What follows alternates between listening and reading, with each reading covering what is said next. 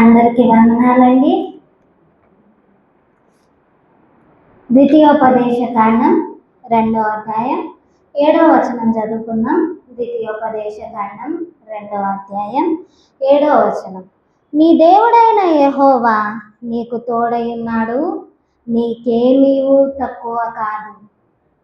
ప్రార్థన చేసుకుందాం.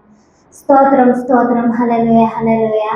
మహాగణుడా, మహోన్నతుడా, సర్వాధికారి, సర్వశక్తిమంతుడా, అయ్యా మీ రెక్కల నీడలో మమ్మల్ని దాచి ఉంచి ఇంతవరకు కాచి కాపాడారు. అన్నం బట్టి వందనాలు అయ్యా. గనులం కానప్పటికీ అల్పులైన మమ్మల్ని మీ ప్రేమతో ఎన్నుకొని అయ్యా మీ యొక్క బిడ్డలుగా అగునట్లుగా, మీ స్వాస్థ్యమగునట్లుగా మాకు సహాయం దయచేశారు. అన్నం బట్టి వందనాలు అయ్యా. మరి మేము మీ వాక్యాన్ని వినుచుండగా మాకు వినగల చెవులను, గ్రహించగలిగే మనస్సు, ఆలోచించే ఆలోచన శక్తిని మాకు దయచేయను వేడుకుంటున్నాను అయ్యా. విన్న వాటిని మేము మర్చిపోకుండా మా హృదయాలలో భద్రపరుచుకొని పాటించుటకు మాకు సహాయాన్ని దయచేయండి అయ్యా. ఎల్లవేళలా మీ వాక్యాన్ని మా హృదయంలో కవచంగా ఉంచుకున్నట్లుగా సహాయం దయచేయమని అడిగి వేడుకుంటున్నాను అయ్యా. నన్ను నేను తగ్గించుకుంటూ మీ స్వహస్తాలకు అప్పగించుకుంటున్నాను అయ్యా. నన్ను మరుగుపరిచి మిమ్మల్ని కనపరుచుకోమని అడిగి వేడుకుంటున్నాను. నా నోటిని మీ బూరగా వాడుకోండి, మీ మెల్లనైన స్వరాన్ని వినిపించమని అడిగి వేడుకుంటున్నాను. నా బలహీనతలో మీ శక్తి పరిపూర్ణం చేసి నన్ను బలపరిచి వాడుకోమని అడిగి వేడుకుంటూ యేసయ్య శ్రేష్టమైన నామమున ఇచ్చిన ప్రార్థన అడిగి వేడుకుంటున్నాను నా పరమ తండ్రి, ఆమేన్. ద్వితీయోపదేశ కాండం 2వ అధ్యాయం 7వ వచనంలో మనం చూసినట్లయితే, నీ దేవుడైన యెహోవా నీకు తోడయున్నాడు, నీకేమీవు తక్కువ కాదు. మనకి ఏదీ తక్కువ కాదు అని చెప్పి ప్రభు అయిన దేవుడు తేటపరుస్తున్నాడు. ఎందుకు తక్కువ కాదు అంటే, మనతో పాటు ఎవరున్నారు అంటే దేవుడున్నాడు అని చెప్పి ఆయన తెలియజేస్తున్నాడు. ప్రెజెన్స్ అండ్ ప్రొవిజన్, ఇక్కడ ఆయన సన్నిధి మరియు ప్రొవిజన్, పోషణ అనే వాటి గురించి ప్రభువు మాట్లాడుతున్నాడు. చాలా సమయాలలో మనం ఎలా ఫీల్ అవుతూ ఉంటాం, ఎలా అనుకుంటూ ఉంటాం అంటే, అసలు దేవుడు ఉన్నాడా? దేవుడు ఉంటే నాకు ఎటువంటి పరిస్థితి ఎందుకు వచ్చింది? నేను చిన్నప్పటి నుంచి దేవుణ్ణి నమ్ముకున్నాను కదా, చిన్నప్పటి నుంచి యేసయ్యనే నేను ప్రార్థిస్తున్నాను కదా, మరి ఎందుకు నాకు ఈ పరిస్థితి, ఎందుకు ఇలా అగాధంలో కూరుకోపోతున్నాను అని ఒక మారు అనిపిస్తూ ఉంటుంది. కొన్నిసార్లు కొందరికి ఏమనిపిస్తుంది అంటే, అసలు దేవుడు నా లోపల ఉన్నాడా, నేను ఆయన సన్నిధిని అనుభవించలేకపోతున్నాను, ఎందుకు ఆయన సన్నిధిని నేను అనుభవించలేకపోతున్నాను, నేను ఏమన్నా తప్పు చేశానా, ఎందుకు నాకు ఈ శిక్ష, ఎందుకు ఇలా జరుగుతుంది? ప్రతి పరిస్థితి, అన్ని ఆటంకాలే, ఏది వెళ్ళినా నాకు అన్ని నష్టాలే కలుగుతున్నాయి, ఎందుకు ఇలా జరుగుతుంది అని కొన్ని మార్లు మనము ప్రశ్నించుకుంటూ ఉంటాం. పరిస్థితులను బట్టి ధైర్యం కోల్పోతుంటాం. అయితే పరిస్థితుల కన్నా గొప్పవాడైన దేవుణ్ణి మనము మర్చిపోతూ ఉంటాం. ఆయన ఏం చెప్తాడు అంటే, యెహోవానైనా నాకు అసాధ్యమైనది ఏదైనా ఉన్నదా అని ప్రశ్నిస్తాడన్నమాట. ఆయనకు అసాధ్యమైనది ఏదీ లేదు అని చెప్పి మనం ఎరిగినప్పటికీ కూడా కొన్నిసార్లు అల్ప విశ్వాసంతో ఏం చేస్తూ ఉంటాం, దేవుని పైన నమ్మకాన్ని కోల్పోతూ ఉంటాం. నమ్మకం మాత్రం ఉంచుము అని చెప్పిన మాటను మనము మర్చిపోతుంటాం. నువ్వు నన్ను నమ్మితే అసాధ్యమైనది కూడా సుసాధ్యపరుస్తాను అన్న మాటను మనం మర్చిపోతూ ఉంటాం. Everything is possible with God అని చెప్పి మనము మర్చిపోతూ ఉంటాం. ఇంపాసిబుల్, ఇది అవ్వదు అనుకుంటుంటాం. అయితే ఇంపాసిబుల్లోనే ఐఎమ్ పాసిబుల్ అని చెప్తుంది. ఎప్పుడు I'm possible? I'm who I'm, నేను నేనే అన్నవాడు ఎప్పుడైతే తోడుగా ఉంటాడో ఇంపాసిబుల్ కూడా ఐఎమ్ పాసిబుల్ అవుతుంది అని చెప్పి దేవుడు స్పష్టపరుచుకుంటున్నాడు. అయితే కొన్ని మార్లు నా భవిష్యత్ ఏంటి అని ప్రశ్నించుకుంటూ ఉంటాం. నా భవిష్యత్ ఏంటి, రేపు అనేది నాకు ఎలా ఉండబోతుంది, ఈరోజే ఇంత క్లిష్టమైన పరిస్థితులలో ఉన్నాను, రేపు అనేది వాటిలలో ఏం దాగిందో, ఏం నష్టం దాగిందో అన్న భయం వచ్చేస్తూ ఉంటుంది. ఎక్కడైతే భయం ఉంటుందో అక్కడ దేవుని ప్రేమ పరిపూర్ణం కాదు అని ప్రభువు తేటపరుస్తున్నాడు.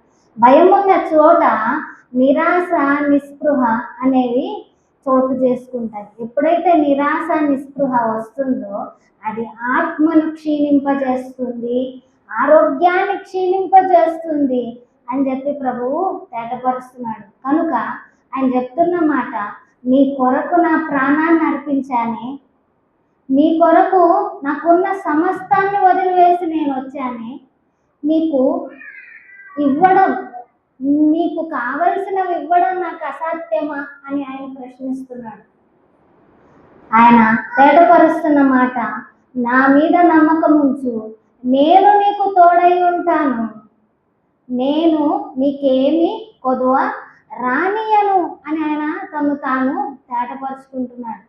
మీరు అరణ్యంలో తిరిగింది ఆయన, 40 సంవత్సరాలు అరణ్యంలో తిరిగింది ఆయన ఎరుగును అని అక్కడ రాసి పెట్టుంది చూడండి. ద్వితీయోపదేశ కాండం 2వ అధ్యాయంలోనే 7వ వచనంలో, నీ దేవుడైన యెహోవా నీకు తోడై ఉన్నాడు, దానికన్నా ముందు నీవు 40 సంవత్సరములు అరణ్యంలో ప్రయాణించింది ఆయన ఎరుగును. అరణ్యం లాగా అనిపిస్తూ ఉంటుంది కొన్నిసార్లు మన జీవితం. ఏంటి అంటే ఎటు దారి కనబడదు, అన్ని దారులు మూసుకుపోయాయి అన్న సమయంలో మనం గుర్తించవలసింది ఏంటి అంటే ఇట్ ఈస్ వెయిటింగ్ పీరియడ్. దేవుని యొక్క ఆశీర్వాదాన్ని మనము పొందుకోవడానికి మనము నిరీక్షించే కాలం అది అని చెప్పి మనల్ని మనము ధైర్యపరుచుకోవాలి. ఎందుకు ధైర్యపరుచుకోవాలి, ఎందుకు నిబ్బరంగా ఉండాలి అంటే ఆయన చెప్పిన మాటను బట్టి ధైర్యపడాలి, ఆయన చెప్పిన మాటను బట్టి నిబ్బరం కలిగి ఉండాలి. మనలో అవిశ్వాసాన్ని రానివ్వకూడదు అని ప్రభు తేటపరుస్తున్నాడు. లార్డ్ ఐ ల్యాక్ ఎవ్రీథింగ్ అంటాం కొన్నిసార్లు. నాకు ఏదీ లేదయ్యా, నీకేమీ తక్కువ కాదన్నావు, నాకు అన్నీ తక్కువగానే ఉన్నాయి, నా జీవితంలో అన్నీ తక్కువగానే ఉన్నాయి, ఈ పరిస్థితి దాటి వచ్చాను, ఇంకా బాగవుతుంది పరిస్థితి అనుకున్నప్పుడు ప్రతి పరిస్థితి తలకిందులైపోతుంది. ఐ ల్యాక్ ఎవ్రీథింగ్ లార్డ్ అని చెప్తూ ఉంటాం కొన్నిసార్లు. అయితే కొన్నిసార్లు నాకు నిద్ర కరువు అయింది ప్రభువా అని చెప్తాను. నిద్ర ఎందుకు కరువు అవుతుంది? రేపటి గూర్చిన ఆలోచనను బట్టి నిద్ర కరువు అవుతుంది. ప్రశాంతంగా మన మనస్సు ఉండకపోవడం. కొన్నిసార్లు నిద్రపోతున్నట్టే ఉంటాం కానీ మన లోపల ఎన్నో ఆలోచనలు తిరుగుతూ ఉంటాయి. సుడిగుండం తెలుసు కదా, సుడిగుండం ఎలాగ తిరుగుతూ ఉంటుందో మన లోపల ఆలోచనలు అట్లా తిరుగుతూ ఉంటాయి. రేపేమవుతుందో, ఎల్లుండేమవుతుందో, నా పరిస్థితి ఏంటో, ఎగ్జామ్ పాస్ అవుతానో లేదో, నాకు పెళ్ళి అవుద్దో లేదో, నా జీవితం సెటిల్ అవుద్దో లేదో, ఇల్లు కొనగలుగుతానో లేదో, ఎన్నో ప్రశ్నలు. నా తల్లిదండ్రుల పరిస్థితి ఏంటి, వాళ్ళ ముసలితనం చూసినప్పుడు నా తల్లిదండ్రుల పరిస్థితి ఏంటి, వాళ్ళ ఆయుష్ ఎంత, వాళ్ళు పోతే నేను ఎలా జీవించగలను అనే అనేకమైన ప్రశ్నలు మన జీవితంలో కలుగుతూ ఉంటాయి. అయితే నాకు నిద్ర కరువైంది దేవా అని చెప్పి అనేక సార్లు మనం ప్రార్థిస్తుంటాం. అయ్యా నాకు నిద్ర లేదు, నాకు ప్రశాంతత లేదు, నాకు సంతోషం లేదు, నీ శాంతినే ఇస్తానని చెప్పావు కదా, నీ సమాధానాన్నే నాకు ఇస్తానని చెప్పావు కదా, నేను ఇక్కడ పడుకోలేకపోతున్నా, నాలో శాంతి లేదు, నాలో సమాధానం లేదు అని అనేక మార్లు మనం ప్రార్థిస్తుంటామంట. ఆ ప్రార్థనకు ప్రభు జవాబు చెప్తున్నాడు ఏంటి అంటే ఆయనలో ఉన్నవాడు సురక్షితముగా పండుకొని నిద్రపోతాడంట. కీర్తనకారుడు అంటాడు, నా మీద ఎంతమంది వచ్చి పడినా పర్వాలేదు కానీ నేనైతే సురక్షితంగా పడుకొని నిద్రపోతాను. సురక్షితంగా పడుకొని నిద్రపోతాను అని ఎందుకు చెప్తున్నాడు? ఆయన నిరీక్షణ, ఆయన విశ్వాసము ఎవరి మీద ఉంది? కీర్తనకారుడిది దేవుని మీద ఉంది కనుక నేను సురక్షితంగా ఉంటాను. నా కొరకు పోరాడే ప్రభువు ఉండగా, నన్ను సురక్షితంగా కాపాడే దేవుడు ఉండగా నేను ఎందుకు ఆలోచించాలి? నేను దేని నిమిత్తం చింతపడాలి? నా చింతని నేను వదిలివేసి, నా భయాలను వదిలేసి నేను ప్రశాంతంగా పండుకుంటాను అని చెప్పి కీర్తనకారుడు అంటున్నాడు. ఈరోజు కూడా ప్రభువు తేటపరుస్తున్న మాట ఏంటంటే, ఇశ్రాయేలును కాపాడువాడు కునుకడు నిద్రపోడంట. కనుక నువ్వు నిస్సందేహంగా సంశయించకుండా ఆయన పైన విశ్వాసం ఉంచి నీ కంటి నిండా నిద్రపోవచ్చు అని చెప్పి ప్రభు తేటపరుస్తున్నాడు. మనిషికి 6 గంటల నిద్ర అవసరమైందంట, ప్రశాంతంగా పండుకోవాలంట. అప్పుడే ఆరోగ్యము అనేది అతని యొక్క శరీరానికి ఉంటుంది. ఈ ఆరోగ్యము అందించడానికే ప్రభు ఒక మంచి నిద్రను అనుగ్రహిస్తున్నప్పుడు, ఆ మంచి నిద్రను అనుగ్రహించే ప్రభు చేతి నుండి నిద్రను తీసుకోకుండా ఎందుకు ప్రభువా ఈ జీవితం, నేను చచ్చిపోతే బాగుండు, కొన్నిసార్లు నేను చచ్చిపోతే బాగుండు, ఎందుకు ఈ యొక్క పరిస్థితులు, నేను వీటితో పోరాడలేను. ఏలియా అంటాడు, నన్ను చంపే ప్రభువా, నన్ను చంపే. ఎంతో గొప్ప దైవజనుడు ప్రవక్త ఏమంటున్నాడంటే, ఒక స్త్రీ బెదిరింపు మాటలకు భయపడిపోయి నన్ను చంపే. తర్వాత బద్రి వృక్షం కింద ఎంతగానో అలసిపోయి పడుకున్నట్టు మనం చూడగలుగుతాం. అప్పుడు దేవుని యొక్క దేవదూత వచ్చి బలపరిచినట్లు చూడగలుగుతాం అతని ప్రయాణానికి. ఎప్పుడైతే మనం దేవుణ్ణి ఆశ్రయించి నిద్రపోతామో అప్పుడు ఆయన యొక్క ప్రసన్నత, ఆయన యొక్క జవాబు అనేది మనకు అందుతుంది అని ప్రభు తేటపరుస్తున్నాడు. మన యొక్క ఆలోచనలు, మన యొక్క తలంపులు అన్ని ప్రభువు చేతికి అప్పగించమంటున్నాడు. ఆహారం, నీరు, నాకు ఆహారం లేదు, నాకు నీరు లేదు, నాకెప్పుడు కొదవగానే ఉంది. ఇశ్రాయేలీలను దేవదూతల ఆహారమైన మన్నాతో ఆయన పోషించినట్లు చూడగలుగుతాం. బండను చీల్చి ఆయన ఏం చేశాడు అంటే నీరుని ఉబక చేసినట్లు చూడగలుగుతాం. అది కూడా అరణ్యంలో ఆయన వాళ్లకు ఆహారాన్ని ఇచ్చాడు, నీటిని ఇచ్చాడు, వాళ్ళకు కావాల్సిన కూరలను ఇచ్చాడు, వాళ్ళు ఏదడిగితే అది ఇచ్చాడు, వాళ్ళని పోషించాడు ఆయన. అది మర్చిపోయి అయ్యో నాకు ఆహారము నీళ్లు తక్కువైనాయి, నా బిడ్డల్ని నేను ఎలా పోషించుకోవాలి అన్న ఆలోచనలలో చాలాసార్లు మనం ఉంటూ ఉంటాం. ప్రభు తేటపరుస్తున్న మాట, ఆయన యొక్క సన్నిధిని ఆశ్రయించమంటున్నాడు. వస్త్రాలు తక్కువ అయిపోయినాయి. లేడీస్ ప్రాబ్లం ఎక్కువ శాతం లేడీస్ ప్రాబ్లం ఏంటంటే ఎన్ని బట్టలు ఉన్నా నాకు బట్టలు లేవు అని చెప్తారు. అవునా కదా? కొంతమంది మగవాళ్ళ ప్రాబ్లం కూడా అదే, మాకు బట్టలు లేవు అంటుంటా. అయితే వస్త్రముల నిమిత్తం కొన్నిసార్లు మనం ఏం చేస్తూ ఉంటాం, అయ్యో వస్త్రాలు లేవు అంటున్నప్పుడు ప్రభువు తేటపరుస్తున్న మాట, అడవి పువ్వులకు అందమిచ్చి అవి వడక్కపోయినా, అవి ఏ పని చేయకపోయినా వాటిని పోషించే దేవుడు నీకు వస్త్రాలు ఇవ్వడా? వాటిని అలంకరించిన దేవుడు నిన్ను వస్త్రాలతో అలంకరించడా అని ప్రభువు తను తాను తేటపరుచుకుంటున్నాడు. కాబట్టి వస్త్రముల నిమిత్తం కూడా చింతపడొద్దు. అయ్యా నాకు వస్త్రాలు తక్కువైనాయి అని అడగమని చెప్పి ప్రభు తేటపరుస్తున్నాడు. అడవి పూలు ఎలాగో ఎదుగుతున్నాయో ఒక్కసారి ప్రశ్నించుకోమంటున్నాడు. చింత, దేని నిమిత్తం చింత? చాలా చింతలు ఉంటాయి మనిషికి. చిన్న పిల్లవాడికి కూడా చింతలు ఉంటాయి. ఏంటంటే నాకు చాక్లెట్ వస్తుందో లేదో అన్న చింత. పెద్దవాళ్ళ వరకు చాలా చింతలు ఉంటాయి. నేను పోతే నా బిడ్డల పరిస్థితి ఏంటి అని కొందరు చింత. అటువంటి చింతలకు ప్రభువు ఏం సమాధానం ఇస్తున్నాడు అంటే, మనం నలుపు జుట్టుని తెల్లగా చేయలేము, తెల్ల జుట్టుని నలుపు చేయలేము. అవునా? మనలో అంత పవర్ లేదు. మన ఎత్తుని పెంచుకోలేము, మూరెడు ఎక్కువ చేసుకోలేము. నీవు చింతించటం వలన నీ ఎత్తుని మూరెడు ఎక్కువ చేసుకోలేవు కనుక ఎందుకు చింతిస్తున్నావు? నీ చింత యావత్తు నా పైన వేయమని ప్రభువు తేటపరుస్తున్నాడు. ఆయన మన నిమిత్తము ఆయన ఆలోచిస్తున్నాడంట.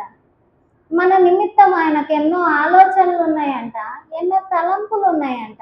అటువంటప్పుడు మన నిమిత్తం మనం ఎందుకు ఆలోచించుకుంటున్నాము, ఎందుకు చింతిస్తున్నాము?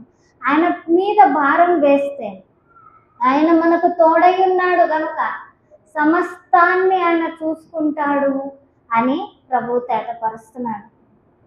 ఆయన మనకు ఎందుకు తోడై ఉన్నాడు అంటే, మొట్టమొదటిగా మనని విడిపించడానికి తోడుగా ఉన్నాడు. దేని నుండి విడిపించడానికి? మనుషుల నుండి అయినప్పటికి కూడా, అపవాది నుండి అయినప్పటికి కూడా, మరి ఏ విధమైన శక్తుల నుండైనా కూడా ఆయన విడిపించుటకు మనకు తోడై ఉన్నాడు అని తను తాను తేటపరుచుకుంటున్నాడు. ఇర్మియా 1వ అధ్యాయం 8వ వచనం, నిన్ను విడిపించుటకు నేను నీకు తోడై ఉన్నాను అని ఆయన్ని తేటపరుచుకుంటున్నాడు. మనల్ని విడిపించడానికి ఆయన తోడుగా ఉన్నాడంట. నిత్యం మనతో ఉంటాడు. జిగటగల దొంగ ఊపిలో నుండి ఆయన మనల్ని విడిపించాడు. మరణము నుండి మనల్ని విడిపించాడు. అపవాది కబంధ హస్తముల నుండి విడిపించాడు. ఆయన విడిపించలేని ఏదీ లేదంట. ఆయన ఏ యొక్క మనిషి నుండైనా మనల్ని విడిపించగలడు. కొన్నిసార్లు కొందరు మనుషులు మనల్ని ఎంత కష్టపడతారు అంటే, వాళ్ళ చేతిలో నుండి మనల్ని మనము విడిపించుకోలేని తరుణంలో మనం మొరపెట్టినప్పుడు ప్రభువు విడిపిస్తాను, నేను నీకు తోడై ఉన్నాను కనుక నేను నిన్ను విడిపిస్తానని వాగ్దానం చేస్తున్నాడు. కనుక విడుదల లేని పరిస్థితిలో మనం ఉంటే ఆయనకు మొరపెట్టే వారిగా ఉండాలని ప్రభువు కోరుకుంటున్నాడు. బలపరచుటకు, సహాయం చేయుటకు. యెషయా 41:10, నేను నిన్ను బలపరచుటకు నీకు నేను తోడై ఉన్నాను, నేను నీకు సహాయం దయచేస్తానని చెప్పి ప్రభువు తేటపరుస్తున్నాడు. ఆయన సహాయం దయచేసేవాడు. ఆయన ఎన్నడూ విడువని వాడు. నిస్సహాయ స్థితిలో మనల్ని విడిచిపెట్టడు అని ప్రభువు తేటపరుస్తున్నాడు. నాకు నిస్సహాయంగా ఉంది, సహాయం చేయడానికి నాకెవరు లేరు, బంధువులు లేరు, మిత్రులు లేరు, నేను ఒంటరి వాడిగా ఉన్నాను అన్నప్పుడు నేను నీకు బలాన్ని అనుగ్రహిస్తానని ప్రభు తేటపరుస్తున్నాడు. నేను నీకు సహాయం దయచేస్తానంటున్నాడు. కాకపోతే మనం ఏం చేయాలి? ఆయన రెక్కల నీడల్లో ఆయన్ని ఆశ్రయించమంటున్నాడు. ఆయన మనల్ని ఉపేక్షింపక ఏర్పరుచుకున్నాడంట అని ప్రభు తేటపరుస్తున్నాడు. నేను నిన్ను ఉపేక్షింపక ఏర్పరచుకొని ఉన్నాను గనుక నేను నీకు తోడై ఉన్నాను అని తేటపరుస్తున్నాడు. నేను తోడై ఉన్నాను, నేను నీకు బలాన్ని అనుగ్రహిస్తాను, నేను నీకు సహాయం దయచేస్తాను, నేను నిన్ను ఆదుకుంటాను, నీతి అను నా దక్షిణ హస్తంతో నేను నిన్ను పట్టుకొని ఆదుకుంటానని ప్రభు తేటపరుస్తున్నప్పుడు మనం ఎందుకు భయపడాలి? మనం ఎందుకు నిస్సహాయ స్థితిలో అయ్యో నాకు సహాయం లేదు, నాకు ఇంకెవరు సహాయం దయచేయలేరు అని ఓటమిని ఎందుకు అంగీకరించాలి? బలవంతుడైన దేవుడు మన పక్షంగా ఉండగా బలహీనులుగా మనం ఎందుకు మారాలి? నాకు అసాధ్యమైనది ఏదైనా ఉన్నదా అని ప్రశ్నించిన వాడు మనతో ఉండగా ఇది అసాధ్యమని మనం ఎందుకు పలకాలి? జీవాన్నే పలకాలి కానీ మరణాన్ని మనం పలకకూడదు కదా. జీవాన్నే పలకండి. అయ్యా, నువ్వు నా తోడున్నావు, నన్ను బలపరుస్తావు, నాకు సహాయం దయచేస్తావు, అసాధ్యమైన ప్రతి పరిస్థితులలో నుండి నాకు విడుదలను అనుగ్రహించి నన్ను ఎన్నుకున్నావు గనుక నన్ను స్థిరపరుస్తావు అని చెప్పి మనము ప్రార్థించే వారిగా ఉండాలి. జలములలో, నదులలో, అగ్ని నుండి నేను నిన్ను కాపాడుతానంటున్నాడు. యెషయా 43వ అధ్యాయం 2వ వచనంలో మనం చూసినట్లయితే, జలములలో బడి నీవు వెళ్ళినప్పుడు, నదులలో నుండి దాటినప్పుడు అవి నీ మీద పొర్లిపారవు. అగ్ని మధ్య నడిచినప్పుడు ఆ జ్వాలలు నిన్ను కాల్చవు అంటున్నాడు. అగ్ని కొన్నిసార్లు శ్రమలకు గుర్తుగా ఉంటుంది. శ్రమలు మనల్ని కాల్చివేస్తున్నప్పుడు, శ్రమలు మనల్ని ముంచివేస్తున్నప్పుడు, అయ్యో ఈ యొక్క శ్రమ నుండి నేను దాటిపోలేను, ఈ యొక్క శ్రమ నన్ను మింగివేస్తుంది అనుకున్నప్పుడు ఆయన తేటపరుస్తున్న మాట, నేను నీకు తోడై ఉన్నాను గనుక జలముల్లో నువ్వు వెళ్ళినా, నదుల్లో నువ్వు వెళ్ళినా అవి నిన్ను ముంచివేయవు అని చెప్తున్నాడు. జ్వాలలు నిన్ను కాల్చవు అని ఆయన తేటపరుస్తున్నాడు. ఈరోజు శ్రమ గుండా మనం వెళుతున్నప్పుడు బలహీనపడుతున్నామేమో, వాగ్దానాన్ని ఎత్తిపట్టి ప్రార్థిస్తాము. అయ్యా, నా బలహీనతల్లో నీ శక్తి పరిపూర్ణం చేస్తానన్నావు కదా, నీ కృప నాకు చాలునన్నావు కదా, నీ కృప నాకిమ్ము, నన్ను ఈ శ్రమలో జయించేవానిగా, జయించేదానిగా చెయ్యి, విజయాన్ని నాకు అనుగ్రహించమని అడుగుదాం. అనేకులు ఆయన వైపు త్రిప్పుటకు ప్రభు హస్తము తోడై ఉంటుందంట. ఆయన అపోస్తులు సేవ చేస్తున్నప్పుడు ప్రభు హస్తం వాళ్ళకి తోడైంది కనుక అనేకులు ఆయన వైపు తిరిగారంట. ఈరోజు మనము క్రైస్తవులుగా జీవిస్తున్నప్పుడు, ఆయన కొరకు జీవిస్తున్నప్పుడు, ఆయన నిమిత్తం మనం హింస పొందుతున్నప్పుడు, ఆయన నిమిత్తం శ్రమ పాలవుతున్నప్పుడు ఆయన తేటపరుస్తున్న మాట ఏంటంటే, నీవు నా కొరకు అనేకులను నా వైపు తిప్పుతావు. ఆయన వెలుగు గనక మనం కూడా వెలుగుగానే ఉండాలి. మనం లోకానికి ఉప్పని చెప్పాడు, అంటే సారాన్ని అందించే వాళ్ళం అని చెప్పి ప్రభు తేటపరిచాడు. ఆయన యొక్క మంచితనాన్ని మనం ఈ లోకమంతటా ప్రకాశింపజేసే వాళ్ళంగా ఉండాలని ప్రభువు కోరుకుంటున్నాడు. అన్న నిమిత్తము ప్రభు హస్తము మనకు సమీపంగా ఉంది, తోడై ఉంది అని ప్రభువు తేటపరుస్తున్నాడు. హాని చేయడానికి ఎవరు రారంట. అపోస్తల కార్యం 18వ అధ్యాయం 10వ వచనంలో మనం చూసినట్లయితే మనకు హాని చేయడానికి ఎవ్వరూ రారు. స్టెఫను యొక్క మరణం తర్వాత, హతసాక్షి అయిన తర్వాత, ఆయన యొక్క సంఘం హింసింపబడుతున్నప్పుడు సౌలుని పౌలుగా మార్చినట్లు చూడగలుగుతాం. సౌలు అనే పేరు గ్రీకు భాషలో పౌలు అని చెప్తారనమాట. అయితే ఆయన్ని మార్చివేసినట్టు, ఆయనని అన్యజనులకు ఒక వెలుగుగా ఉంచినట్లు చూడగలుగుతాం. ఎప్పుడైతే పౌలు మీదకి దండెత్తారో పౌలుకు కూడా ఏ హాని కలగకుండా ఆయన రక్షించినట్లు మనం చూడగలుగుతాం. ఏ హాని నీకు రాదు అని ఆయన చెప్పినట్లు చూడగలుగుతాం. ఈరోజు మనకు కూడా ఆయన ఎందుకు తోడై ఉన్నాడంటే, మనకి ఏ హాని కలగకుండా కాపాడటానికి ఆయన తోడై ఉన్నాడు అని ప్రభు తేటపరుస్తున్నాడు. అపోస్తులుడైన యోహాను అందరిలో చిన్నవాడు, 12 మంది అపోస్తులలో చిన్నవాడు. బహుశా 17 సంవత్సరాలు ఉండొచ్చు యేసయ్యతో ఉన్నప్పుడు. ఆ 17 సంవత్సరాల వయసులో ఆయన పరిచర్యకు ప్రభువు కోసము సమస్తాన్ని విడిచివేసి వచ్చినట్లు చూడగలుగుతాం. అతన్ని కాగుతున్న నూనెలో వేసినట్లు చూడగలుగుతాం. కానీ కాలిపోలేదంట. అందుకని పద్మాసు దీపంలో పడేశారంట. పద్మాసు దీపంలో పడవేసినప్పుడు అక్కడ ప్రకటన గ్రంథాన్ని రాసినట్లు దేవుని యొక్క రెవల్యూషన్ పొందినట్లు మనము చూడగలుగుతాం. ఆయన నిమిత్తము నిలబడిన వాళ్లకు, ఆయన కోసము జీవించే ప్రతి ఒక్కరికి ఆయన తోడై ఉంటాడంట. ఏ హాని కలుగదు అని ప్రభు తేటపరుస్తున్నాడు. ద్వితీయోపదేశకాండం 28వ అధ్యాయం 1 నుండి 14వ వచనాలు చూసినట్లయితే, దేవుని మాట విని ఆయనకు లోబడి జీవించి ఆయనకు అనుగుణంగా జీవించిన ప్రతి ఒక్కరికి కలిగే దీవెనను ఆయన తేటపరుస్తున్నాడు. సమృద్ధి. నువ్వు లోపలికి వెళ్ళినప్పుడు దీవించబడదు, బయటకు వచ్చినప్పుడు దీవించబడదు.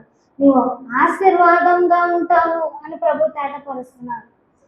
ఎవరమైతే మనము దేవుణ్ణి నమ్ముతామో, ఆయన్ని ఆశ్రయిస్తామో, ఎల్లవేళలా ఆయన సమృద్ధిని కలుగజేస్తాడంట.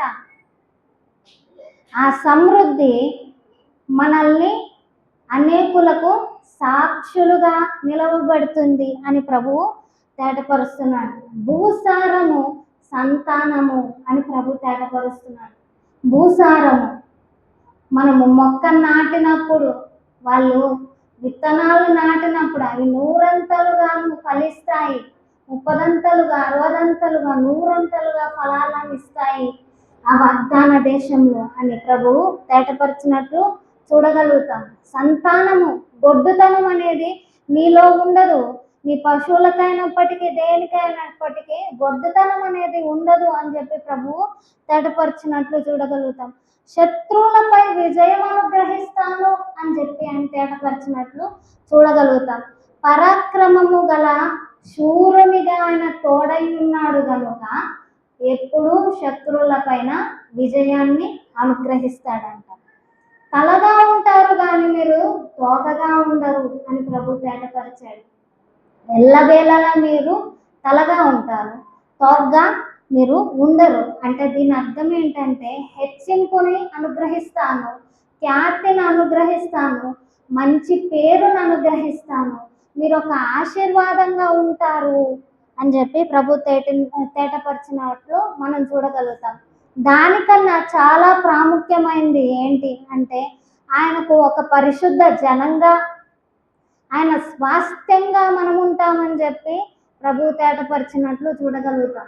ఎప్పుడు అంటే ఆయన యొక్క ధర్మశాస్త్రానుగుణంగా జీవించినప్పుడు, ఆయన యొక్క మాటలను, ఆయన యొక్క కట్టడలను పాటించినప్పుడు. అదే పాటించని వాళ్లకు ఏం జరిగింది అని మనం చూసినట్లయితే, ఇశ్రాయేలీలు దేవుని యొక్క మాటను పెడచెవిన పెట్టారు. ఏంటి అంటే, వాగ్దాన దేశంలో మీరు ప్రవేశించినప్పుడు, వాగ్దాన దేశంలో నుండి హిత్తీలను, పెరిజీలను, కనానీయులను, వీళ్ళందరినీ, ఏ దేశమైతే మీకు అప్పగిస్తున్నానో వాళ్ళందరినీ తరిమి కొట్టాలి, వాళ్ళందరినీ నాశనం చేయాలని ప్రభు తేటపరిస్తే, వీళ్ళు ఏం చేశారు అంటే, కొందరు కనానీయులను వాళ్ళు దాసులుగా పెట్టుకున్నారంట. ఎప్పుడైతే దేవుని యొక్క మాటను పెడిచెవిన పెట్టారో, వాళ్ళు న్యాయాధిపతుల కాలంలో దేవుని నుండి దూరమైనప్పుడు ఎంతగానో వేదన అనుభవించినట్లు చూడగలుగుతాం. మిద్యానీయులు లేచారు, వాళ్ళ మీదకి చాలామంది శత్రువులు లేచినప్పుడు, వాళ్ళు మొరపెట్టినప్పుడు అప్పుడు ఆయన వాళ్ళను విడిపించినట్లు కూడా చూడగలుగుతాం. న్యాయాధిపతుల కాలంలో దేవుడు తోడైనట్లు చూడగలుగుతాం. తర్వాత సమూయేలు కాలంలో ఫిలిష్తీలతో యుద్ధం అయినప్పటికీ దేవుడు సమూయేలును బట్టి ఫిలిష్తీలకు విరోధముగా ఆయన యుద్ధం చేసినట్లు చూడగలుగుతాం. అయినప్పటికీ దేవుని మాటను వాళ్ళు ఎప్పుడైతే వినలేదో నెబుకద్నెజరు వచ్చినట్లు చూడగలుగుతాం. నెబుకద్నెజరు వాళ్ళను బబులోనికి చెరగా కొనిపోయినట్లు చూడగలుగుతాం. వాళ్ళు వాగ్దాన దేశంలో నిత్యము నిలబడలేక వాళ్ళు వాగ్దానాన్ని సంపూర్తి చేసుకొనలేకపోయారంట. ఎందుకు వాగ్దానాన్ని వాళ్ళు సంపూర్తి చేసుకోలేకపోయారు అని మనం చూసినట్లయితే, సమృద్ధి కలుగజేస్తానన్నది ఆయనే కదా, గొడ్డుతనం లేకుండా దీవిస్తానన్నది ఆయనే కదా, శత్రువులపైన విజయం కలుగజేస్తానన్నది ఆయనే కదా, తలగా ఉంచుతానన్నది ఆయనే కదా, హెచ్చింపిస్తానన్నది ఆయనే కదా, పరిశుద్ధ జనంగా నా స్వాస్థ్యంగా మీరు ఉంటారని చెప్పింది ఆయనే కదా.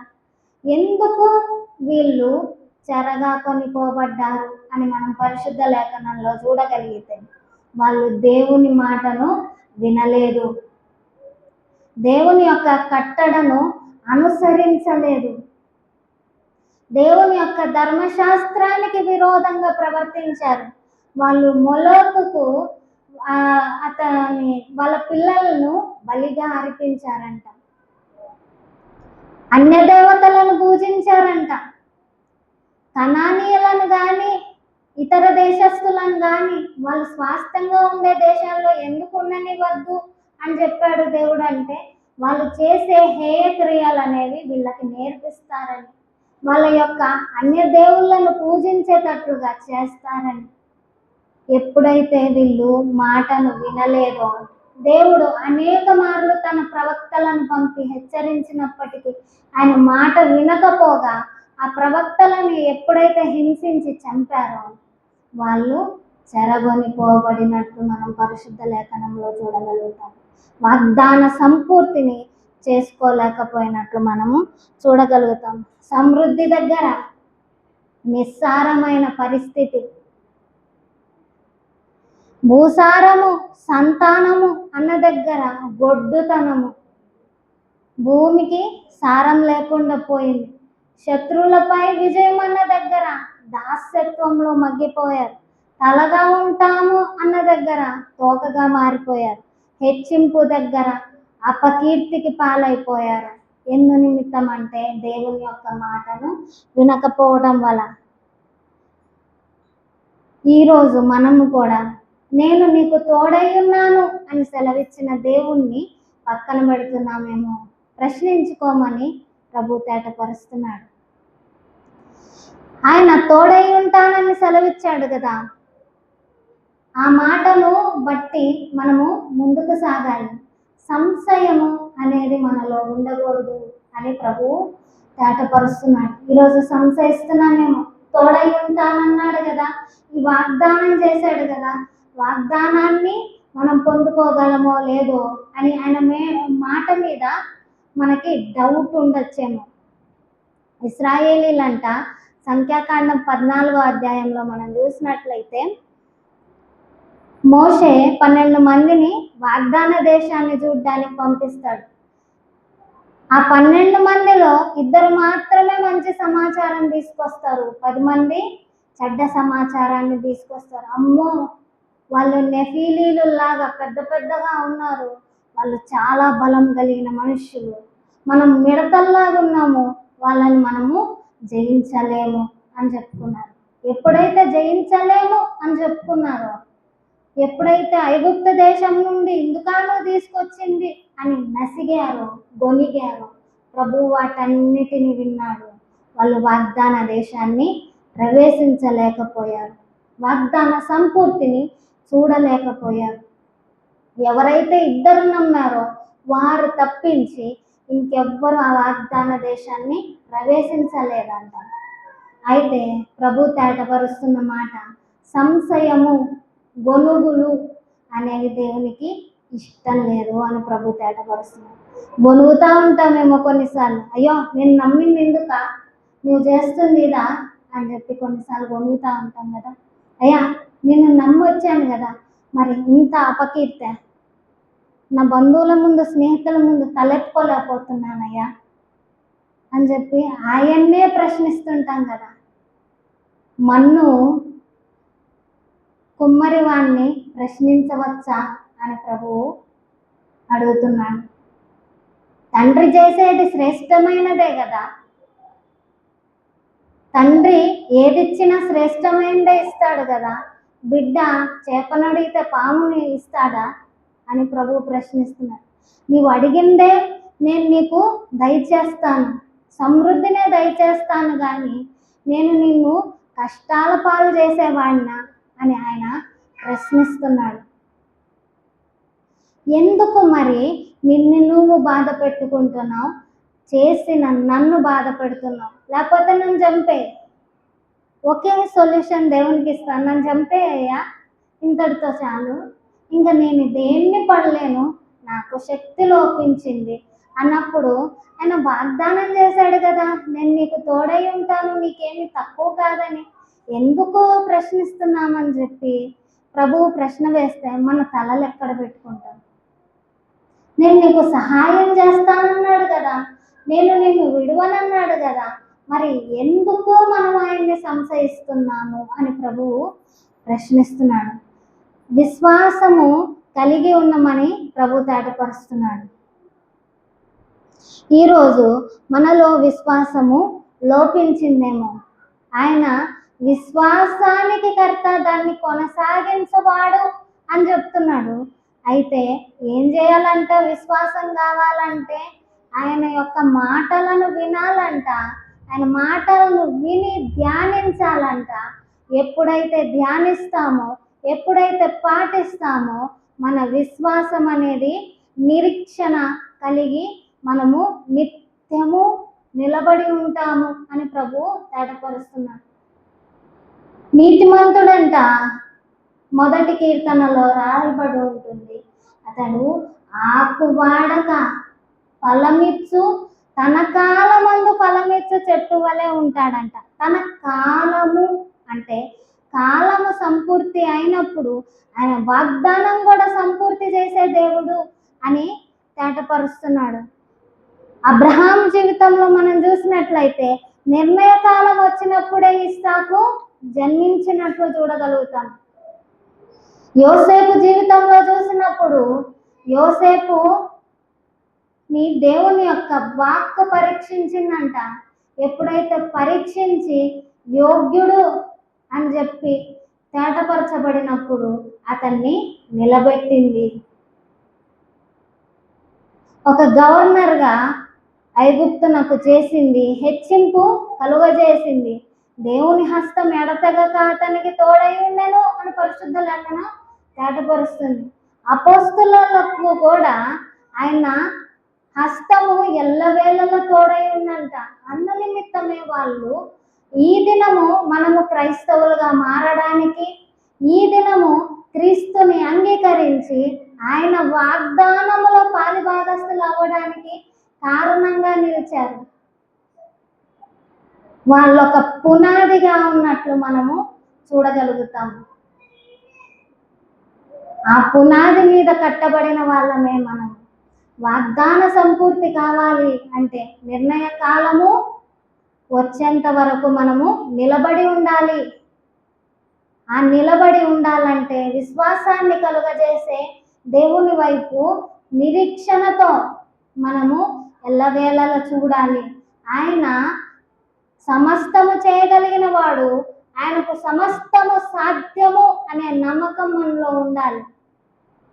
నా నిమిత్తం ప్రాణం పెట్టిన వాడు నాకేదీ తక్కువ కానియడు అనే నమ్మకం ఉండాలి. యెహోవానే మన కాపరిగా ఉండాలి అని ప్రభు తేటపరుస్తున్నాడు. ఎప్పుడైతే ఆయనే మన కాపరిగా ఉంటాడో, గాఢాంధకారమైనప్పటికీ, అది చీకటి అయినప్పటికీ, మరణమైనప్పటికీ అది మనకు హాని చెయ్యదు అని ప్రభు తేటపరుస్తున్నాడు. ఆయన విడిపిస్తాడు, నడిపిస్తాడు, సహాయం దయచేస్తాడు, ఎల్లవేళలా మనకు తోడై ఉండి మనకు ఏది తక్కువ కాకుండా సర్వ సమృద్ధిలోకి నడిపిస్తాడని వాగ్దానం చేస్తున్నాడు. ఈరోజు సిద్ధంగా ఉన్నామా మన వాగ్దాన సంపూర్తిని చేసుకోవడానికి? ప్రభు ఈ వాక్యాన్ని దీవించునుగాక. మనలో ఏమన్నా లోపం ఉందేమో, మనలో వాగ్దాన సంపూర్తి నిమిత్తం విధేయత చూపించటం లేదేమో, ఒక్క మారు ప్రభు సన్నిధిలో ప్రార్థిద్దాం. ప్రభువా, నా దేవా, ఇంతవరకు మీరు మమ్మల్ని కాచి కాపాడిన విధానం బట్టి వందనాలు. మీరే మా ప్రభు అనియు, మీరే మా దేవుడు అనియు, మీరే మా కాపరి అని మేము ఎరిగి ఉన్నాం. అయ్యా, మాలో ఏ లోపం ఉన్నా మమ్మల్ని క్షమించండి. మీ వాగ్దాన సంపూర్తి నిమిత్తం నిర్ణయకాలం వచ్చే వరకు శోధనలు వచ్చిన, జలములు మమ్మల్ని ముంచివేసిన, అగాధంలో మేమున్నప్పటికీ కూడా మీరు మాకు తోడై ఉన్నారని ఎరిగి మీ వాగ్దానము నిమిత్తం ఎత్తిపట్టి మిమ్మల్ని ప్రార్థించి మీపై విశ్వాసం నిరీక్షణ కలిగిన వారిగా మేము ఉన్నట్లుగా సహాయం దయచేయండి. మీరు మమ్మల్ని విడువను ఎడబాయను అని చెప్పి వాగ్దానం చేశారు. మీరు మమ్మల్ని ప్రేమిస్తున్నారు అన్నను బట్టి వందనాలు. అయ్యా, మీ ప్రేమను ఎరిగి ఒదిగి మీకు విధేయత చూపించి జీవించే జీవితాన్ని మాకు అనుగ్రహించండి. మీరు మాకు తోడై ఉన్నందున అపవాదేమి, మనుష్యులేమి, ఏ చీకటి శక్తులేమి ఏది మమ్మల్ని ఏమీ చేయలేవు. నీకు విరోధంగా రూపింపబడిన ఏ ఆయుధం వర్ధిల్లదని వాగ్దానం చేశారు కదా, అందును బట్టి వందనాలు. మీరు మాలో వాగ్దాన సంపూర్తిని జరిగించమని, మాలో ఉన్న అవిధేయతను తీసివేసి అయ్యా మీకు విధేయత చూపించే జీవితాన్ని మాకు అనుగ్రహించమని, నిత్యము మీ సాక్షి బిడ్డలుగా మేము నిలవబడి అయ్యా మిమ్మల్ని మాలో నుండి చూపించే బిడ్డలుగా, అనేకులను మీ కొరకు ఆకర్షించే బిడ్డలుగా మేము ఉన్నట్లుగా సహాయం దయచేయమని అడిగి వేడుకుంటున్నాం. అంతం వరకు నమ్మకంగా ఉన్నట్లుగా సహాయం దయచేయండి.